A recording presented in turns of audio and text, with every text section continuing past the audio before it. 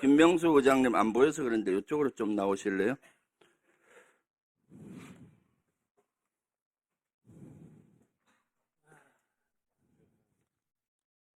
예, 합참의장입니다. 이번에 경계태세 2급이 발령됐죠? 네, 누가 발령했나요? 제가 발령했습니다. 몇 시에 했죠? 22시 40분에 구두 지시로 했습니다.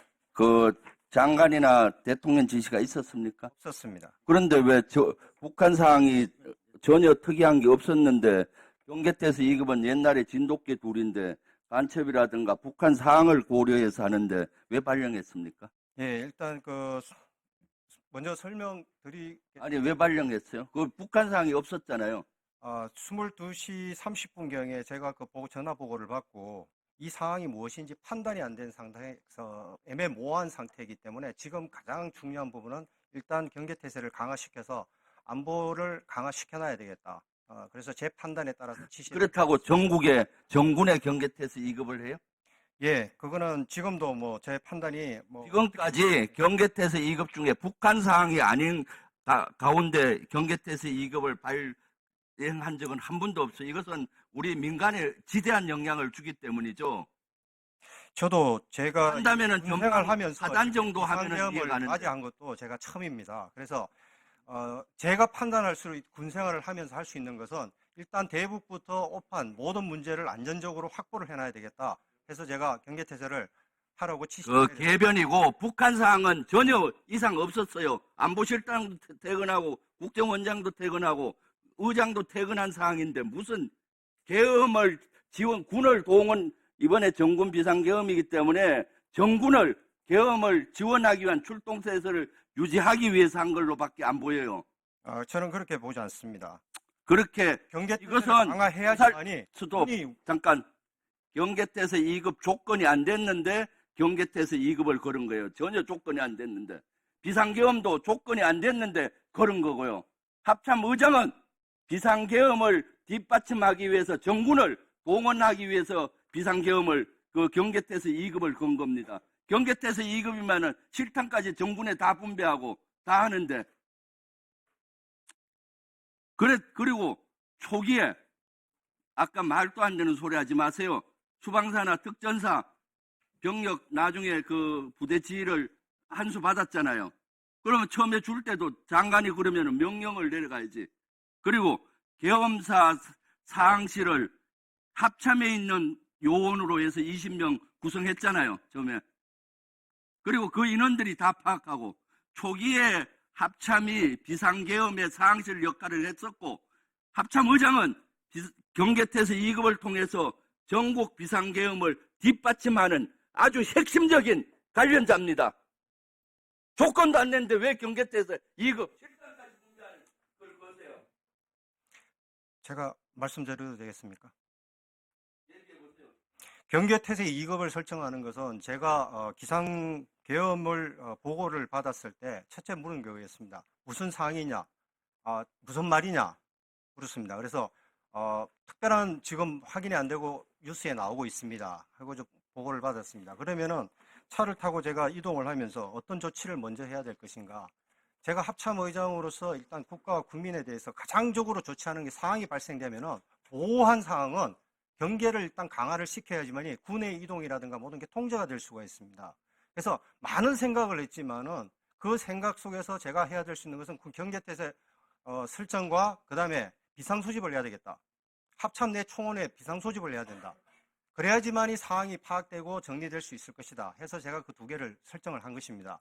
근데 경계태세 설정하는 것이 북한 상황만 있어서 설정한다, 그럴 수 있습니다. 하지만 통합방위태세에 의해서 적의 침투 도발이나 내부에 어떤 문제가 생겼을 때도 경계태세를 설정할 수 있습니다. 그런데 이 경계태세 설정하는 것은 합참의장이 판단하는 겁니다. 그리고 모든 것이 지침에 나오는 것의 절차에 따라서 확인해서 올릴 수 있습니다. 그거는 저희들이 말하는 관료적인 형태의 개념입니다. 존경하는 김병조 의원님께서도 부대를 지휘할 때 사항이 생기면 뭘 합니까? 경계태세를 먼저 강화합니다. 왜? 상황을 모르기 때문에 안전사태를 확보하는 겁니다. 긴급 조치를 걸어서 상황실을 운영하고 강화하고 정보를 수집하고 정보에 따라서 판단하는 것이지 22시 40분은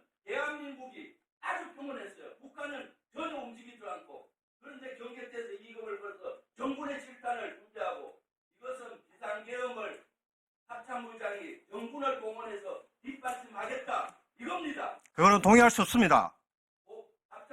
어떻게 그것을 경계태세 2급 설정한 것이 비상계엄을 자, 지원한다고 얘기하시는 것은 자. 그는 군 총원이 비상계엄에 동의하고 들어간다는 얘기입니다. 그거는 자, 그렇게 말씀하시면 안 됩니다. 그거는 예, 총원이 질문자입니다. 군 총원이 말씀하십시오. 국방부 자체에 조사를 하세요. 사실 경계태세 2급 조건도 안 됐는데 정군의 비상을 걸어서 정군의 실상을 하고 이런 적은 세상에 한 번도 없어요. 북한 상황이 아닌 가운데서 이렇게 그런 적은. 저도 제가 군생활 하면서 비상계엄을 처음 경험했습니다. 그러면 그렇기 때문에 제가 할 수 있는 것은 그러면 직을 걸고 비상계엄을 막았어야지. 제가 들어와가지고 상황을 파악을 하면서 비상계엄을 직을 던지고 이것은 잘못됐으니까 직을 거기서 던지는 거지. 네.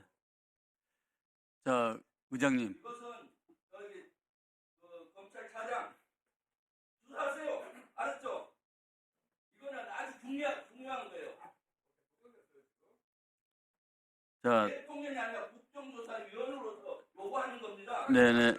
자, 박주택 조용히 하세요. 내가 받으면 되니까. 이게 끝났어요, 말은 게. 자, 가만히 계세요. 의장님, 의원이 질의하면은, 감정을 섞어서 그렇게 대답하시는 것은 옳지 않다고 생각을 합니다.